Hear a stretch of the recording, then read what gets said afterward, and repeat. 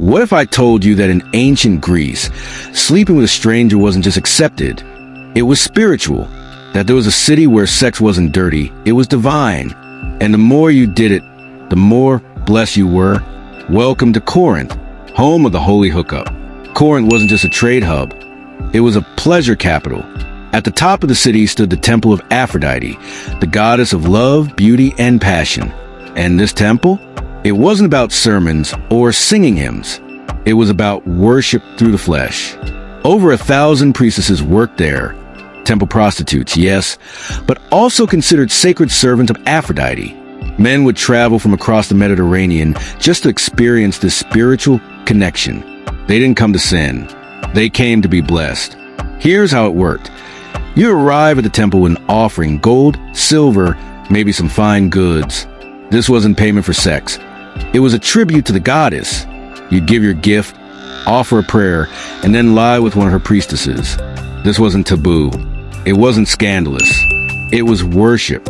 Sleeping with a temple priestess was believed to bring divine favor, fertility, good fortune, even success in business. The act itself was sacred. Physical pleasure was a pathway to the gods. And this wasn't just spiritual, it was economic. Corinth thrived off this practice. The temple was wealthy, the city was rich, and the visitors kept coming.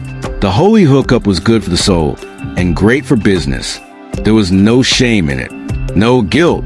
These women weren't shunned, they were honored. To serve Aphrodite in this way was a position of status. They weren't just prostitutes. They were priestesses of pleasure, seen as divine intermediaries. Imagine that today. A modern church where sex isn't a sin, but a service, where people line up to worship through ecstasy. It sounds wild now, but to the ancient Greeks, it made perfect sense. To them, the body was beautiful, desire was natural, and pleasure, that was divine. So the next time someone says the ancients were conservative, remind them that these were the people who invented philosophy, democracy, and the sacred booty call. And trust me, this is just the beginning. The Greeks got freaky, but the Romans, they turned the whole thing into an empire of excess.